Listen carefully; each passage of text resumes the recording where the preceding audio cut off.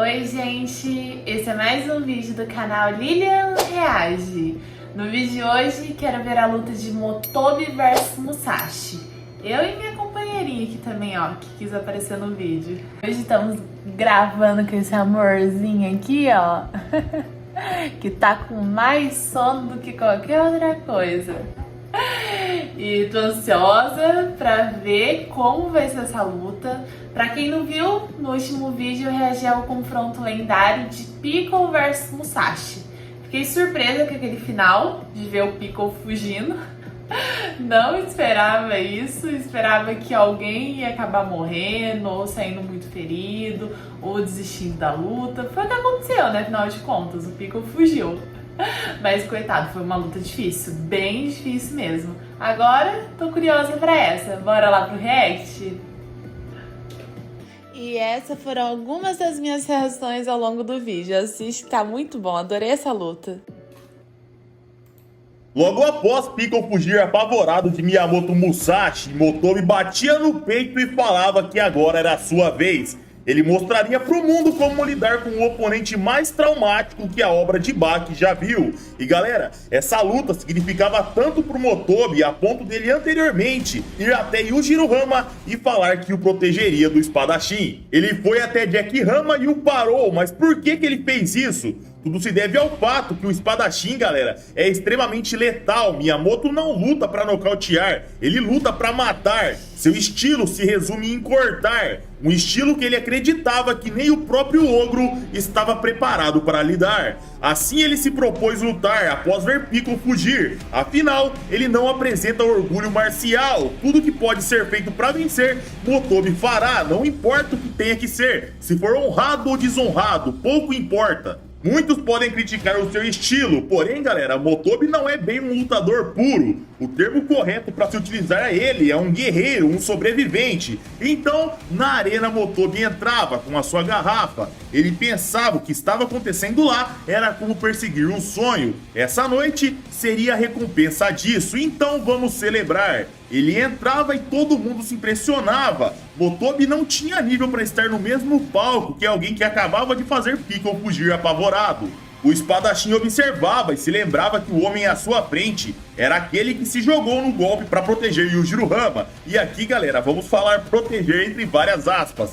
Afinal, se o Motobi sobreviveu ao golpe, pro Yujiro seria uma brincadeira. Porém, foi a sensação que o Motobi passou. Motobi olhava e um flashback vinha até a sua mente, onde ele tomava banho de balde. Ele dizia que os membros do seu corpo o acompanhou por todas as suas buscas egoístas. Porém, essa noite, a recompensa chegaria. Nessa hora, o mestre Chibukawa chegava e eles entravam para conversar. Lá o mestre dizia saber que ele não pararia com a ideia de enfrentar o lendário espadachim. Motobi se desculpava e dizia que parar aquele homem se tornou o seu fardo. O fardo de uma pessoa que não sabia o seu lugar. Chibukawa virava sua bebida e dizia: isso é repentino, mas me diga, o quanto você tem praticado de artes marciais? Motobi pensava bastante e dizia que aquela pergunta era difícil. Nessa hora, né? Olha, ele tem que ser bom em arte marcial, hein? Porque pra enfrentar o Musashi com a lâmina, com a faca, fi, tem que ser bom. Vamos ver. Mestre, galera, ele achava que o Motobi estava fugindo da pergunta. Porém, Motobi virava, olhava friamente e dizia que ele praticava várias vezes ao dia, porém a prática era diferente. Ele explicava: por várias vezes ao dia minha mente se separa da arte da guerra, no meu dojo, escovando os dentes, comendo, falando com pessoas ou quando sinto emoções. Nesses momentos eu me esqueço da arte da guerra. O mestre Chibukawa olhava e perguntava: tirando esses momentos, você sempre está pensando na arte da guerra, certo? Motobi dizia que sim, e dizia que até dormindo ele pensava. O mestre virava o seu copo e dizia que a relação de Motobi com a arte da guerra era como a de um homem e uma mulher num romance. Motobi concordava e o flashback terminava. Lá Tokugawa tentava parar, porém Chibukawa interrompia ao bater palmas. Em conjunto, todo mundo da arena começava a bater palma. Os melhores lutadores apoiavam aquela situação. Motobi olhava friamente as palmas ecoar pela arena. Ele agradecia mentalmente e fazia uma reverência. Mas Tokugawa insistia, ele queria parar aquilo, afinal, Motobi não tinha nível para estar ali. E fora que Miyamoto acabava de vir de uma luta contra Piccolo, ele estava com o ombro lesionado, foi comido pelo Piccolo. Porém, galera, o Motobi saía andando e parava na frente do espadachim. Ele dizia que Miyamoto não tinha poder de escolha, ele tinha que lutar, não tinha outra opção. Se ele saísse, ele o atacaria pelas costas. Na mesma hora, galera, Esse Motobi é invocado, hein? Ele tá chamando o Miyamoto pro fight. Tem que tomar cuidado, senão ele vai fugir igual o Piccolo, hein? O pó era jogado no espadachim para cegá-lo momentaneamente. Os seus olhos lacrimejavam. Em seguida, Motobi enfiava a mão entre as suas pernas e o girava, o jogando de nuca no solo. Todos viam que aquele ataque surpresa havia funcionado, porém Motobi continuava. Ele imobilizava o espadachim. O objetivo era torcer o tendão de Aquiles. Depois disso, ele fazia uma alavanca e o jogava para longe. Também. Com a sua visão deturpada do pó que Motobi jogou, o espadachim notava o terreno e fazia um rolamento até parar de costas no solo. Ele tecia elogios que eficaz. Pelo menos o meu olho direito está ileso. Ele se levantava e dizia: cegar o oponente de perto, bater minha cabeça no solo, torcer o meu tornozelo. Na minha época, todos esses métodos já eram usados em combate. Porém, ainda assim, eu te dou boas-vindas. Motobi acendia um cigarro e começava a fumar bem tranquilamente. Miyamoto olhava o seu oponente com o saque na mão e começava a caminhar. Ele chegava bem pertinho, sentava e oferecia um cigarro. O espadachim pegava, olhava e cheirava. Ele pegava bebida e fazia o mesmo. Miyamoto olhava para Motobi e dizia: tirando esse que você fuma, os tabacos restantes não podem ser fumados. Todo mundo da arquibancada se espantava e o espadachim continuava. Pelo cheiro, isso é fugu, mais conhecido aqui no Brasil, galera, como baiacu, um dos peixes mais venenosos do mundo. O espadachim dizia: tanto a bebida quanto o tabaco tem veneno, e você me serve isso, Motobi. As pessoas se impressionavam com a percepção de Miyamoto. Motobi dizia: você é ótimo, lidou com facilidade com as minhas técnicas bem cultivadas. Miyamoto dizia que aquele tipo de comportamento não era algo aceitável. O guerreiro Motobi dizia: não mesmo. Gente, que baixo! Ele tem todo veneno pro Musashi. Olha. Afinal, agora a minha carreira está vendo a luz do dia. Ele cuspia o cigarro e o espadachim segurava. Ele virava e fumava. Ele dizia: agradável. Ele jogava o cigarro de volta em Motobi, mas o guerreiro, galera, sequer piscava, porque ele sabia que piscar na frente daquele homem era a morte. Na mesma hora, ambos atacavam, mas a garrafa de Motobi chegava antes de Miyamoto desembainhar a espada. O estilhaço cortava e com cigarros o Motobi atacava. Seu oponente caía e com uma bomba de fumaça ele saía do campo de visão. Baki dizia: isso é bom, use o que precisar para vencer, porém só volte vivo, Motobi. No meio da fumaça, com uma corrente, a espada de Miyamoto era puxada. Motobi dizia que aquilo havia sido fácil. Ele esperava que aquele homem ali comparasse a espada à sua vida. A fumaça começava a se dissipar e Miyamoto apenas tossia, sem parar. Os seus sentidos estavam bem deturpados. Ele começava a pegar um pouquinho de ar e dizia: bolas de fumaça, fazia tempo que eu não as sentia. Ele pegava seu pé lesionado e começava a bater no solo para tentar arrumar. Miyamoto dizia: e essa ferida no meu rosto, como você vai recompensar isso? Motobi desembainhava e dizia: mesmo que eu tenha essa espada, nada muda. A distância entre nós ainda é enorme. Então, pegue de volta. Ele jogava, Miyamoto pegava e na arena as pessoas se impressionavam. A velocidade que a espada foi jogada era tremenda e mesmo assim o cabo foi segurado perfeitamente. Motobi jogava a bainha e Miyamoto no ar colocava sua espada nela. Porém, galera, dentro da bainha tinha uma bomba junto. Enquanto sofria o dano da explosão com a corrente, o corte de Miyamoto era acertado para tentar piorar a lesão. Motobi girava e os ataques com a corrente na lesão continuavam. Miyamoto cuspia sangue e dentes. Ele olhava para cima e enfiava o dedo na sua ferida. Ele cuspia sangue e dentes. Meu Deus do céu. Ele mexia bastante o dedo por todo o corte e provava o seu sangue. Na arquibancada as pessoas questionavam, tinha sangue nos dentes e ainda assim ele foi sentir o sangue pela ferida. Miyamoto contava que no passado ele enfrentou um homem chamado Shishido. Ele usava como arma uma Kusarigama, porém com o peso da arma ele não havia sido tocado por aquele homem. Porém com Motobi era diferente, isso era extraordinário. Ao falar, galera, Miyamoto era atacado, mas o alvo era agarrar a espada. Porém, ao puxar, Miyamoto exercia tanta força a ponto dela sequer se mexer. Baki pensava, o seu dedo anelar e mindinho exerce mais poder que a força imensa de Motobi. Isso era um absurdo. Enquanto Motobi fazia força sem parar, Miyamoto nem ligava, ele puxava e a corrente se quebrava. Ele dizia, você me fez uma ferida enorme no rosto. Como você vai pagar por isso? De quais formas eu posso te cortar? No meio, pelo torso, pela lateral ou dividindo o seu rosto? Te darei um presente de despedida, então você escolhe. Como você quer morrer? Motobi pensava e escolhia morrer de velhice. Miyamoto dizia que se ele planejava viver bastante, ele devia ficar quieto no seu canto e não naquela arena. Motobi dizia que em meio ao período Edo, algo foi escrito, o Hagakure, o livro escrito por Yamamoto, um samurai que viveu em 1659 a 1719. No livro ele escreveu sobre o caminho do guerreiro, que era encontrado ao lado da morte, mas hoje em dia isso era diferente. Ele dizia, não vivemos a serviço de um senhor, hoje protegemos a si próprios e os nossos bons vizinhos. Ele tirava uma arma e ao esticar, ela virava uma lança curta. Tudo aquilo era pela sobrevivência. Miyamoto perguntava se ele sabia usar tal arma. A resposta de Motobi era, numa escala de 1 a 100, a sua espada pega nota 500.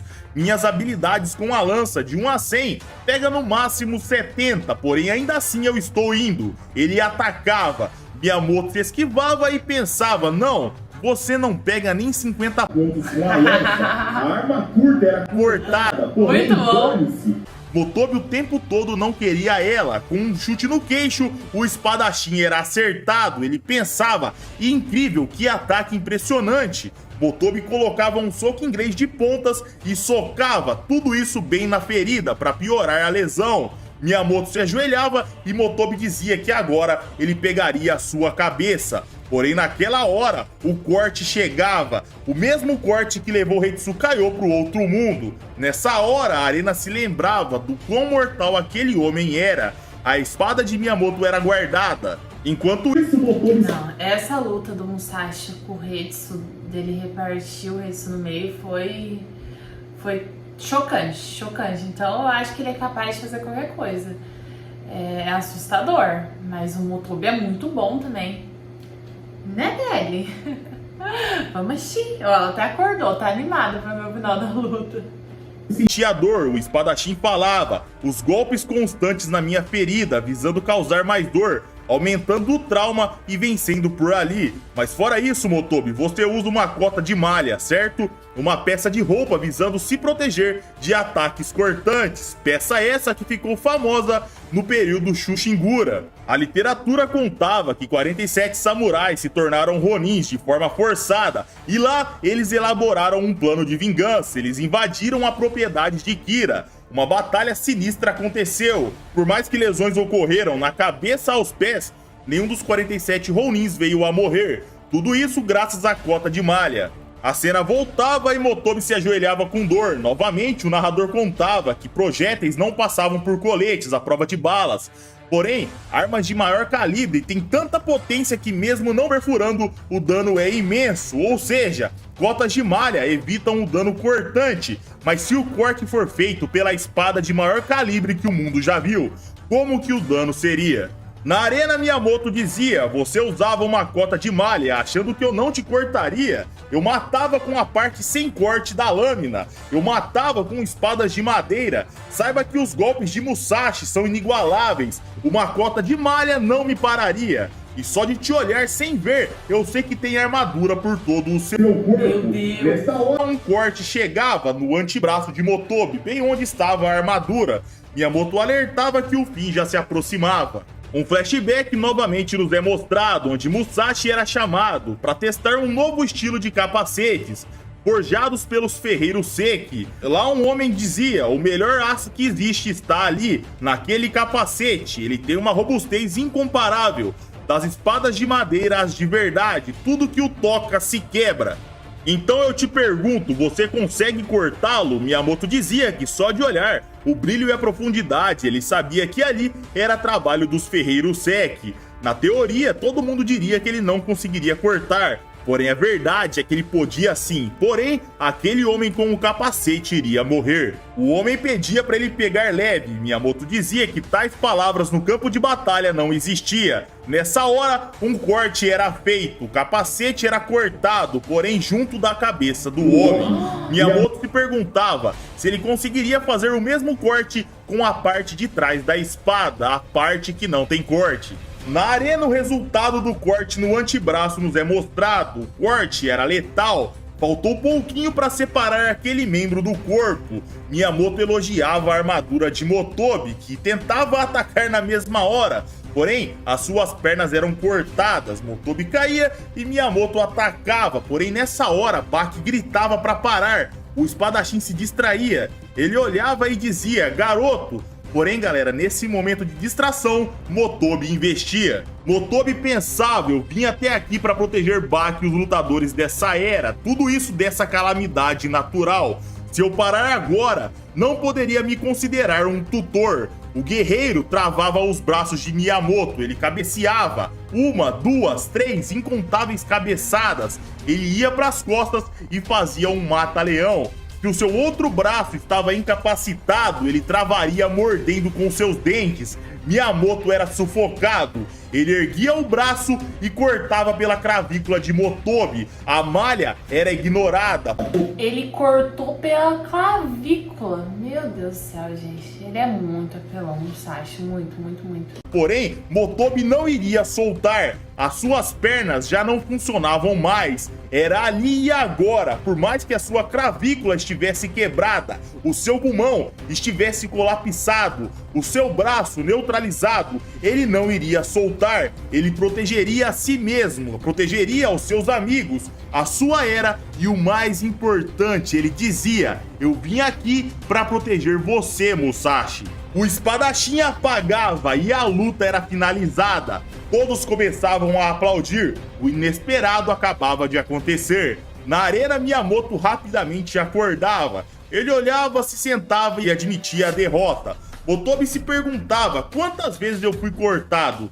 Musashi dizia que ali era diferente dos outros, afinal, ali ele o cortou de verdade. A maioria sequer resistiu à sua ilusão. Motobi dizia que Miyamoto foi clemente inúmeras vezes naquele combate. Ele sabia que era considerado um oponente, porém não um grande inimigo. Ele dizia: você buscou golpear o tempo todo na minha armadura, você tinha outros lugares fatais e mortais para me cortar. Em seu livro está escrito: se forge na prática por mais 1000 dias, depois refine por mais 1000 dias. Mesmo aqui e agora, você estava apenas praticando para se refinar. Você lutou o tempo todo sabendo que eu não poderia te matar de qualquer forma, não importava como eu atacasse.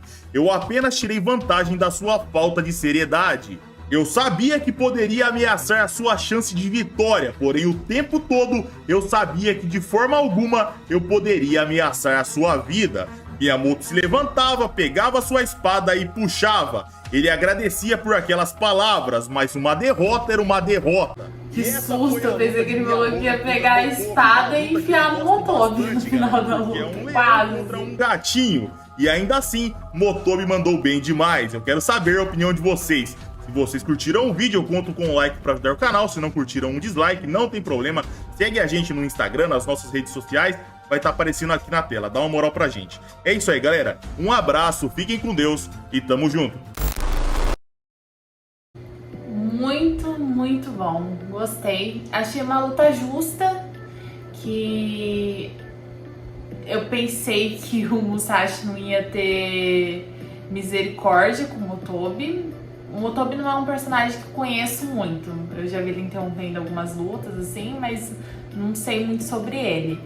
Mas achei que ele luta demais e impressionou o Musashi, falando da armadura dele, o quanto ele é forte, o quanto ele aguenta, o quanto ele foi o único que aguentou os cortes verdadeiros dele. Achei isso muito bom, essa fala do Musashi. E me impressionou de verdade ele ter ganhado, né, do Musashi mesmo, ele deixando, entre aspas. E achei uma luta justa, que mostra os personagens, mostra mais por trás deles, como eles são, e que tem várias camadas também, né? Não é assim só vilão, bonzinho. Eles são lutadores, são guerreiros e estão em confronto entre si. Então mostra essas camadas de um do outro que eu gostei bastante mesmo. E adorei conhecer mais um pouco desse personagem do Motobi. Gostei bastante, pessoal. E é isso. Esse foi o confronto lendário de hoje. Tem mais outro pra eu reagir? Qual que vocês me indicam? Que eu já vou ver todos também. Tô adorando saber mais sobre o Vertibak. Cada vídeo que eu vejo eu percebo quantos personagens são diferentes nas artes marciais e como eles são incríveis, cada um no seu jeito de lutar. E eu acho incrível isso, incrível. E é isso, né, Belinha? É isso, pessoal. Até o próximo vídeo. A gente vai ficando por aqui. Tchau, Beli. Um beijo, gente. Olha lá, Beli. Olha lá.